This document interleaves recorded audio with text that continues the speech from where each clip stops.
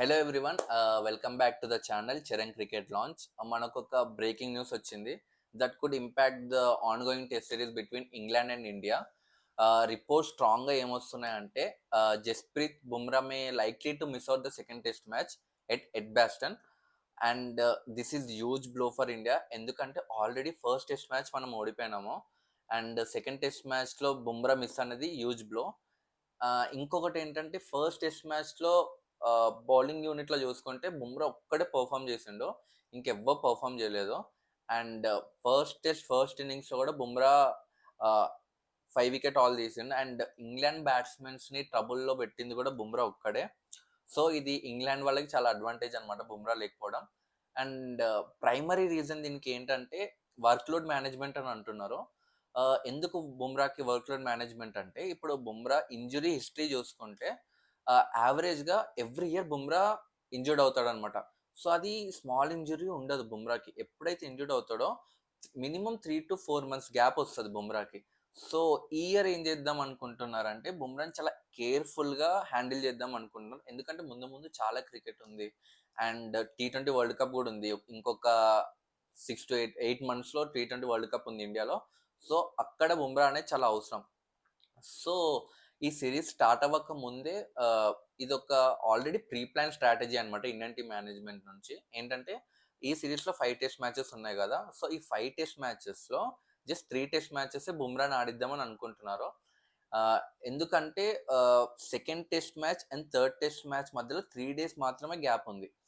And second test match July 2 నుంచి July 6 వరకు ఉంది. And third test match July 10 నుంచి July 14 వరకు ఉంది. సో మధ్యలో జస్ట్ 4 days గ్యాప్, 3 days గ్యాపే ఉందన్నమాట. సో ఈ 3 days అనేది బుమ్రాకి సరిపోదు రికవరీ అవ్వడం, అతని బాడీ రికవరీ అవ్వడం ఈ 3 days సరిపోదు. అండ్ ఇంకొకటి ఏంటంటే ఆల్రెడీ బుమ్రాకి బ్యాక్ టు బ్యాక్ ఇంజురీస్ అయినాయి. సో ఇంజురీస్ అయినాయి అండ్ అక్కడ సర్జరీస్ కూడా అయినాయి అనమాట. సో లైన్గా 2 టెస్ట్ మ్యాచ్ అనేది అతని బాడీ ఆ లోడ్ తీసుకోదు, అంత లోడ్ తీసుకోదు అనమాట. అండ్ ఇంకోటి ఏంది, బుమ్రా చాలా ఇంపార్టెంట్ బౌలర్ కాబట్టి అతన్ని చాలా కేర్ఫుల్గా ఉంచాలి. ఒకవేళ బుమ్రా సెకండ్ టెస్ట్ మ్యాచ్లో మిస్ అవుతే ఆప్షన్స్ ఏమేమి ఉన్నాయి అంటే, ఒక 2 ఆప్షన్స్ ఉన్నాయి. First one Harshdeep Singh, second one Akashdeep. Harshdeep ఏంటంటే ఆల్రెడీ వైట్ బాల్ ఆడుతున్నాడు, బట్ టెస్ట్ మ్యాచ్ ఇప్పటివరకు ఆడలేదు. అండ్ అతని ఫస్ట్ క్లాస్ రికార్డ్స్ కూడా అండ్ ఆల్రెడీ కౌంటీలో కూడా రికార్డ్స్ మంచిగా ఉన్నాయి.